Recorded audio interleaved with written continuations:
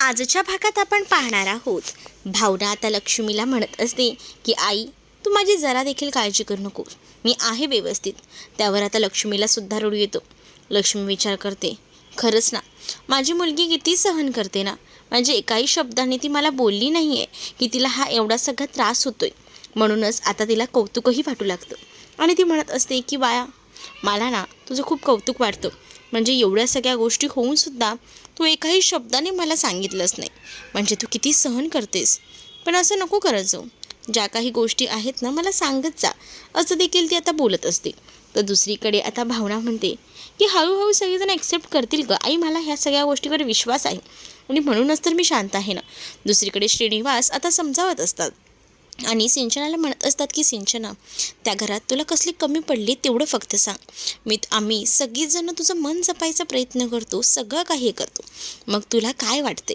तर त्यावर सिंचना आता म्हणत असते की बाबा, तुम्हाला तर चांगलंच माहिती आहे की सिद्धूचं आणि भावनाताईंचं लग्न झाल्यापासून आमच्या घरात खूप जास्त वाद आहेत आणि हे सगळं ना त्या सिद्धूमुळे आणि भावनामुळे होते. आणि म्हणूनच मला असं वाटतं की त्यापेक्षा ना माझ्या घरच्यांना जो काही त्रास होतोय ना, तो मला बघवत नाही. म्हणूनच मी हरीशला सोडून इथे राहते. तर हरीशच्याबद्दलच आता श्रीनिवास बोलत असतात आणि म्हणत असतात की बघ, जसं सिद्धूचं प्रेम होतं तसं तुझंही आपल्या हरीशवर प्रेम होतं आणि म्हणूनच तर तुम्ही दोघांनी पळून जाऊन लग्न केलं होतं आणि त्यावेळेला घरातल्या सगळ्यांनीच तुला ॲक्सेप्ट केलं होतं. आपल्या घरातल्यानी आणि हे घरातले तुझ्याशी काही क्षण बोलत नव्हते, पण नंतर सगळ्यांनी तुला ॲक्सेप्ट केलं. तसंच हे दिवसही जातील ना, सगळं काही ठीक होतील. भावनाच्या बाबतीतही तसंच होईल. मग तू काय विचार करते या सगळ्या गोष्टींचा. तू तुझ्या नवऱ्याचा विचार कर, हरीशचं आणि तुझं एकमेकांवर किती प्रेम आहे, हे सगळं काही तू कसं काय विसरू शकतेस. असं देखील श्रीनिवास आता सिंचनाला समजावत असतात. सिंचनासुद्धा शांतपणे आता सगळं बोलणं ऐकून घेत असते. सिंचनाला ते म्हणतात की तुला जर काही वाटत असेल तर तसं मला सांग, पण असं कोड्यात राहू नकोस आणि जे काही आहे ते बोलून टाक, असं देखील ते म्हणत असतात. तर जेव्हा आता हे सगळं बोलतात तेव्हा सिंचना त्यांच्यासमोर काहीच बोलत नाही ना. असं वाटतं की सिंचना जी आहे ती खरं तर आपलं जे काही बोलणं आहे ते समजून घेते, पण खरंच ही सिंचना जी आहे ना ती अगदी डोक्यावरून गेलेली असते. कारण बिचारे श्रीनिवास एका बापाच्या हक्काने, बापाच्या जवळीकतेने सगळं काही समजावून सांगत असतात आणि त्यांना असं वाटत असतं की हरीश आणि सिंचनाचा संसार मोडायला नको, म्हणूनच ते तिला व्यवस्थितपणे समजावत असतात. पण ही सिंचना तेवढ्यापुरती हां बोलते. तर दुसरीकडे मात्र लक्ष्मी आणि त्याचसोबत जी भावना असते त्या दोघीही जणी बोलत असतात. आणि जेव्हा भावना आणि लक्ष्मी बोलत असतात ना, तेव्हा लक्ष्मी भावनाला म्हणत असते की तुला कधीही काही गरज लागली ना तर माझ्याशी येऊन बोल आणि तुझ्यासाठी आपल्या खोलीची दारं नेहमीच उघडी असतील, असं देखील तिला सांगितलं जातं. तर दुसरीकडे मात्र आता श्रीनिवास बोलतात की चला आता आपण निघायचं का, माझं जे काही आहे ते बोलून झालेलं आहे. आणि असं बोलून ते आता तिथे आलेले असतात. तर दुसरीकडे रेणुका विचारते की काय झालं तुझं, तू काही निर्णय घेतला आहेस का, तू त्यांना सांगून टाक जो काही तू निर्णय घेतला असेल तर आता ती म्हणत असते की माझा निर्णय झालेला आहे, मला नाही थांबायचं, मी पुन्हा कधीही तुमच्या घरी येणार नाही, असं ठामपणे ती सांगू लागते. जेव्हा काही ती असं ठामपणे बोलते ना, तेव्हा मात्र आता श्रीनिवासांना धक्का बसतो. कारण श्रीनिवास विचार करतात की ह्या मुलीला इतकं समजावून सुद्धा ही मुलगी ऐकतच नाही आहे. तर दुसरीकडे मात्र आता खूप जास्त आनंद जो आहे तो आता झालेला असतो. तो म्हणजे तिथे असणाऱ्या त्या आजीला. आजी म्हणत असते, बघितलं का, तुम्हाला जे हवं होतं ते तर शक्य नाही झालं, तुम्ही आता चालते व्हा इथून, आमची मुलगी जी आहे ती तुमच्याकडे कधीच येणार नाही, असं देखील आता आजी जी आहे ती रागारागात म्हणत असते. तर श्रीनिवास म्हणत असतात की मी माझ्या परीने जे काही समजवायचं आहे ते समजवलं आहे, पुढे तुमचा विचार आहे की तो अंमलात आणायचा आहे की नाही ते. पण ही गोष्ट खरं तर सिद्धूला पटलेलीच नसते. कारण सिद्धू जो आहे तो एकतर्फे विचार करणारा आहे आणि त्याला माहिती आहे की नेमकं काय घडतं आहे आणि काय नाही. पण इकडे मात्र श्रीनिवास म्हणतात की मी माझ्या परीने समजवले, आता तो तिचा निर्णय आहे की तिला यायचं आहे की नाही, पण मी जे काही समजवले त्यावरून बघूया आता काय ती योग्य तो निर्णय घेते. तू, आम्ही तुझी नेहमीच वाट बघू, असं देखील ते तिला म्हणतात. कारण खरंच जे श्रीनिवास असतात आणि लक्ष्मी असतात त्यांचं मन एकदम साफ असतं. त्यांना असं वाटत असतं की आपल्या सोना त्या सोना नाहीत, खरंच त्या आपल्या मुली आहेत. त्यानंतर त्या दोघंही जण जे असतात त्या भावनाचा निरोप घेऊन तिथून जायला निघतात. तर भावनासुद्धा त्यांना आता म्हणत असते की आई बाबा, तुम्ही माझी बिलकुलही काळजी करू नका, मी एकदम सुखात आहे आणि माझ्याबरोबर नेहमीच हे आहेत. आणि असं बोलून ती आता सगळ्या काही गोष्टी सांभाळून घ्यायचा प्रयत्न करत असते. तर दुसरीकडे मात्र आता आपल्याला पाहायला मिळतं असतं की श्रीनिवास आणि लक्ष्मी निघून जातात तेव्हा आजीने मात्र विचार पक्का केलेला असतो. ती म्हणत असते की काही झालं ना तरीसुद्धा मी जे आहे ती या दोघांनाही सुखात राहू देणार नाही. माझी नात आणि माझ्या नातूचं आयुष्य बर्बाद झालं आहे असं देखील आजी आता म्हणत असते. तर दुसरीकडे मात्र आता हरीश आणि त्याचसोबत संतोष हे दोघंही जण बोलत असतात. हरीश आणि संतोष जेव्हा दोघंही जण बोलतात ना तेव्हा मात्र आता तिथे आलेले असतो फोन, तो म्हणजे हरीशला सिद्धूचा फोन आल्यावर म्हटल्यावर संतोष जो आहे तो हरीशला म्हणतो की उचल फोन, बघू तरी काय बोलते ती. आणि फोन उचलायला त्याला सांगितलं जातं. आणि जेव्हा तो फोन उचलतो ना तेव्हा मात्र सिद्धू त्याला म्हणत असतो की तुला नक्कीच सिंचनासोबत संसार करायचा आहे की नाही. तर त्यावर तो म्हणतो की हो, मला सिंचनासोबत करायचा आहे ना संसार. तर सिद्धू म्हणतो मग मी तुला एक प्लॅन सांगतो, त्याचप्रमाणे आपल्याला तो प्लॅन वर्क करायचा आहे, जेणेकरून नक्कीच सिंचना तुझ्यावर प्रेम करेल, तुझ्यासोबत राहील असं देखील आता सांगण्यात येतं.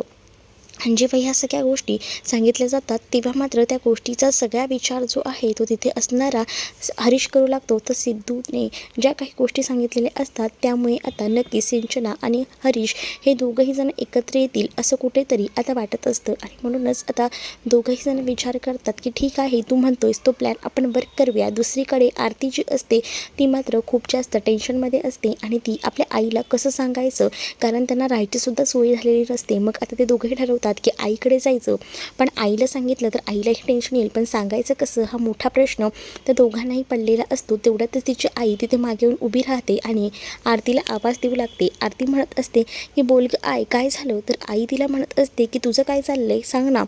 तर आता आरती सांगत असते की आई, मला जरा ना तुझ्याशी बोलायचं होतं.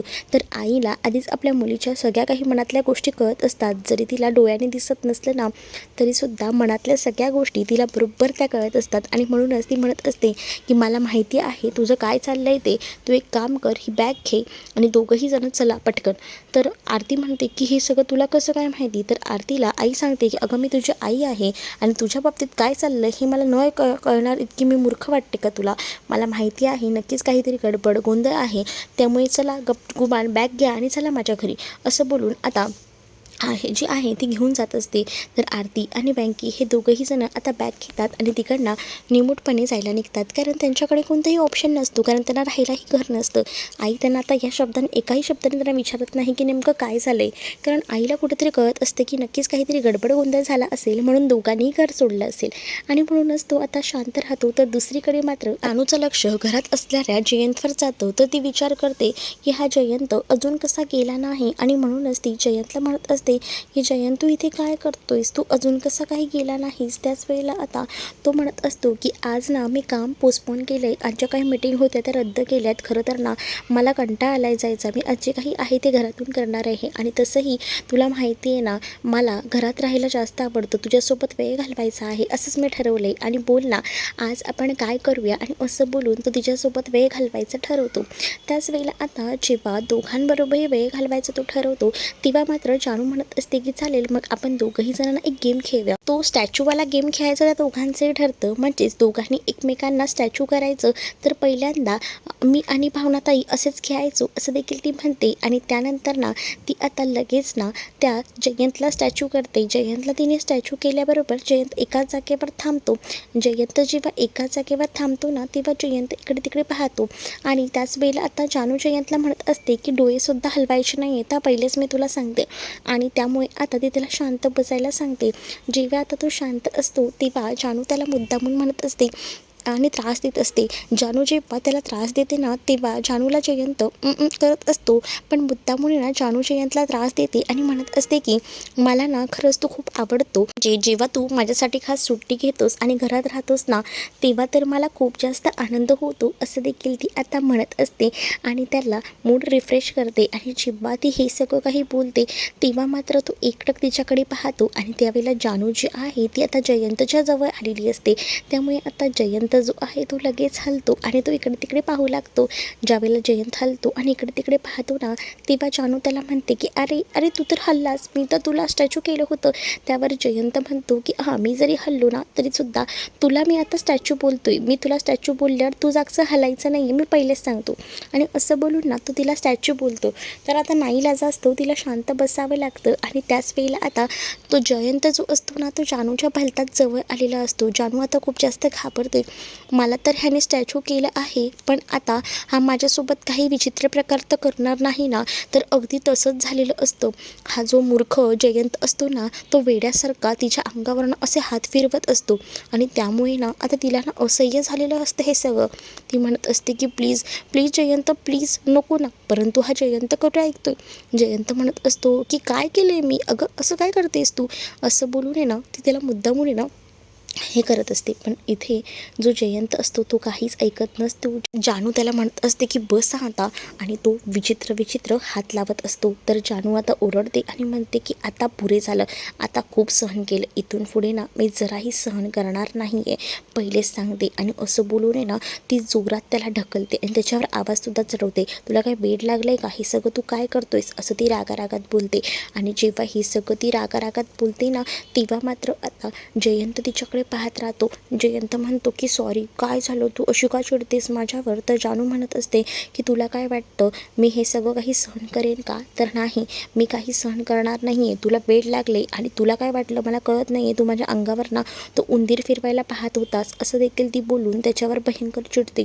पण त्याच वेळेला मात्र आता खूप जास्त राग जो आहे तो खरं तर जानूला आलेला असतो आणि म्हणूनच जानू चिडलेली असते. पण त्या सगळ्याचा इकडे जयंतला सुद्धा त्रास होतो. जयंत जो आहे तो म्हणत असतो की जानू तुला माझ्यामुळे त्रास होतोय का, सॉरी हा जानू, असं बोलून तो तिला आता मुद्दामून हे सगळं बोलत असतो. पण जानू जी आहे ती खरंच प्रचंड वैतागलेली असते, कारण ह्या जयंतच्या ना खूप जास्त मस्त्या वाढलेल्या असतात आणि हे सगळं काही तिला असह्य झालेलं असतं आणि म्हणूनच ती खूप जास्त भडकलेली असते.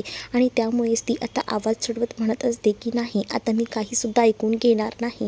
हा मूर्ख जयंत अगदी वेड्यासारखं वागत असतो आणि तो म्हणत असतो की म्हणजे तुला राग आलाय का, मी हे सगळं काही करतोय ते, नाही नाही. आणि तेवढ्यातच जयंतवाणी वाजते. जयंतवाणी वाजल्याबरोबर आता तिथून आवाज येतो आणि तिथल्यात म्हटलं जातं की तू कुठेही जाऊ शकत नाही आहेस ह्याला सोडून, आणि त्यामुळे तुला इथेच थांबावं लागणार आहे. आणि जेव्हा असं सांगितलं जातं तर इथे असणारा जो जयंत असतो ना, तो मात्र जानूला म्हणत असतो की तुला नाही थांबायचं ना तर तू जा, घर सोडून जा, पण नको थांबूस, असं देखील तो रागारागात म्हणत असतो. तर जेव्हा तो हे सगळं रागारागात म्हणत असतो, जयंतला तर अक्षरशः वेड लागतं. जयंत आता त्या जानूला नाही का पिंजऱ्यात बंद करतो. जानू म्हणत असते की हे सगळं काय आहे, पण जयंत तिला बोलतो की हे तुझ्या कर्माचे भोग आहेत आणि आता तू आतमध्येच राहशील, असं बोलून तो आता हसत असतो. खरंच या जयंतला ना डोक्याला वेड लागलेलं असतं, अगदी वेड्यासारखं करत असतो. जानू म्हणत असते की जयंत हे सगळं काय आहे, पण जानूला तो जयंत म्हणत असतो की मी काहीच नाही केलं, मी काहीच नाही केलं. तर दुसरीकडे जयंतवाणीमधनं आवाज येत असतो की तुला आता याच बंधनात अडकावं लागेल, तुला बाहेर पडता येणार नाही आणि तू आता इथेच थांब, असं बोलून आता त्याला तसं बंद केलं जातं.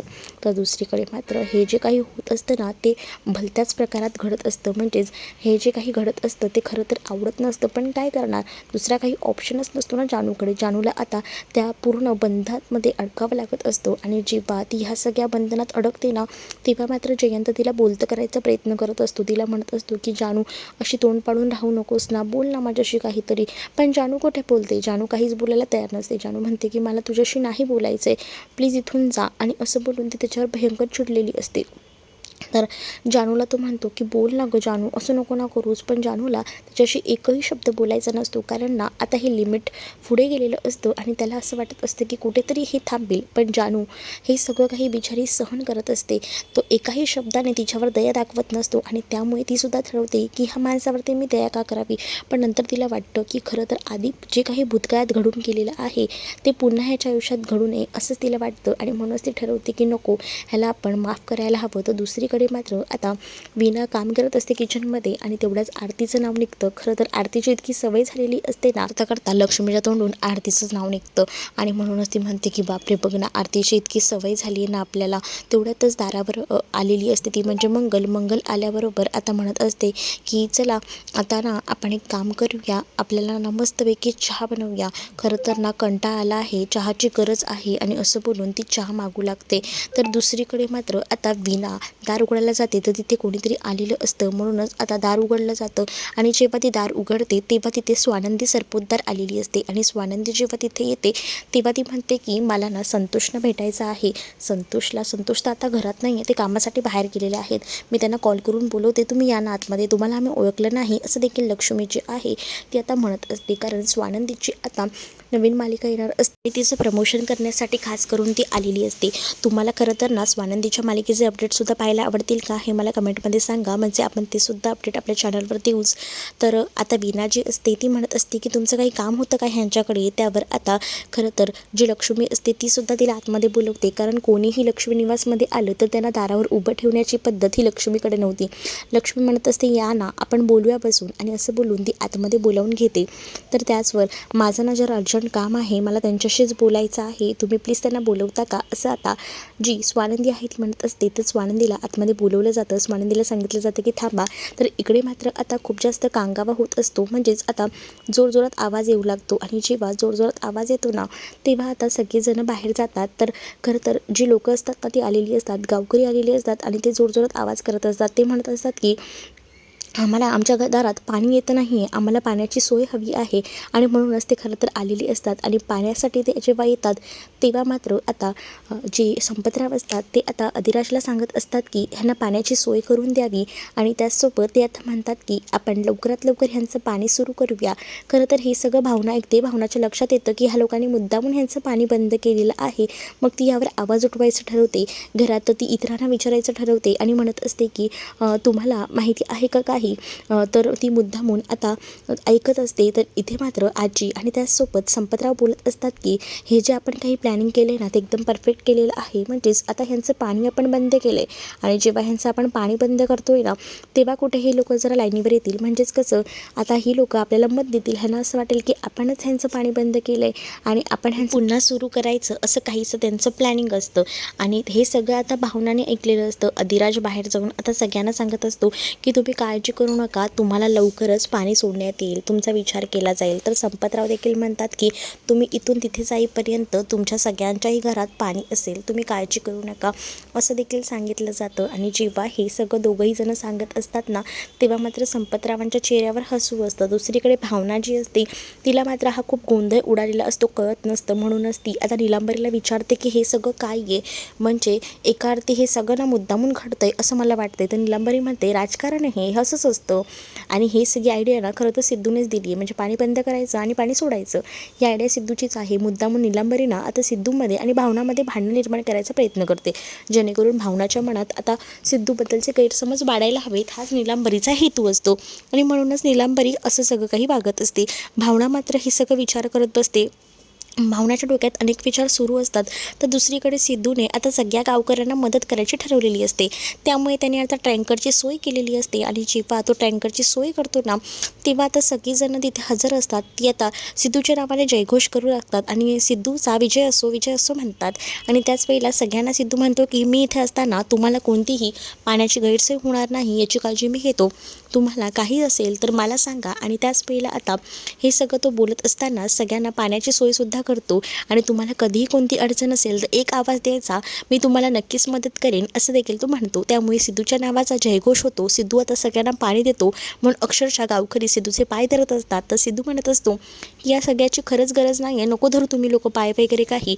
आणि असं बोलून तो आता सगळ्यांच्याच मनात जागा निर्माण करत असतो. तर दुसरीकडे सिद्धूचे मित्र सिद्धूला म्हणत असतात की सिद्धू तू ना या सगळ्यांबरोबर आहेस, पण मला असं वाटतं ना की तू एक काम कर, तुझा वेगळा एक सेपरेट पक्ष काढ. कारण तू ना आबांच्यासोबत नाही आहेस आता, आबा तुला या पक्षात उभंही करत नाही आहेत, मग तरीसुद्धा तुला गावकऱ्यांचा इतका सपोर्ट आहे, तू जर वेगळा पक्ष काढला असता तर नक्कीच सगळीजणं गावकरी तुझ्या पाठीशी उभा राहतील, असं देखील सगळेजण मित्र सिद्धूला समजावत असतात. पण सिद्धू म्हणत असतो की हे सगळं चुकीचं आहे, भावना मॅडम मला काय सांगतात आणि ते मी ऐकणारच आहे, असं देखील सिद्धू म्हणत असतो. कारण सिद्धूला असं वाटत असतं की भावना आता आपल्याला ऐकते, आपल्याला समजून घेते, याचा अर्थ आपण भावनाबरोबर नीट राहायला हवं, तिचा योग्य तो वापर करायला हवा, असाच आता विचार हा सुरू असतो. पण सिद्धूला या काही गोष्टी मान्य नसतात. दुसरीकडे भावनाला आता बऱ्याच गोष्टी कळल्यानंतर भावनाला धक्का बसलेला असतो. तर नीलांबरी विचार करते, असेच तर गैरसमज तुमच्या दोघांमध्ये निर्माण करेन, तेव्हाच तर तुम्ही दोघंही जण जरा भांडत राहाल, असं नीलांबरीचं सुरू असतं. पण बिचारी भावना जी आहे ती आता विचारात अडकलेली असते की सिद्धू हे सगळं काही कसं काय करू शकतात. म्हणजेच तिला असं वाटत असतं की सिद्धू खरंच जनसेवा करतोय आणि सिद्धूच्या मनातून कुठेतरी भावनाचा विचार आता कमी होत नसतो. भावना मात्र आता विचारांमध्ये हरवलेली असते. दुसरीकडे स्वानंदी आलेली असते. स्वानंदीला विचारलं जातं की तुम्ही इथे कशाला आलात, काही काम होतं का, संतोषकडे काय काम आहे, संतोषने खरं तर खूप मोठी फसवणूक केलेली आहे असं स्वानंदी म्हणते. लक्ष्मीला धक्का बसतो. लक्ष्मी विचारते काय केले त्यांनी. तर स्वानंदी म्हणते खरं तर इथे सासवडमध्ये एक आजी आजोबा राहतात आणि त्यांनी खरं तर मी एका वृद्धाश्रमात काम करते, त्यांनी पॉलिसी काढली होती. त्यांचे खरं तर पैसे खूप जास्त जे आहेत ते खर्च करायचं काम जे आहे ते संतोषने केलेलं आहे. त्यांना खूप जास्त पैशाला फसवलं आहे. बिचारांची पॉलिसी होती आणि आता ते पैसे द्यायला सुद्धा नकार देतात आणि हे सगळे पैसे ना संतोषने हडप केलेले आहेत असं देखील स्वानंदी बोलत असते. आणि हे सगळं ऐकून तर आता धक्का मोठा लक्ष्मीला बसलेला असतो. तर हा भाग तुम्हाला कसा वाटला हे नक्कीच मला कमेंटमध्ये सांगा आणि अशाच नवनवीन भागांसाठी आपल्या चॅनलला सुद्धा सबस्क्राईब नक्कीच करा. चला तर मग भेटूया पुढच्या भागात. तोपर्यंत टाटा बाय.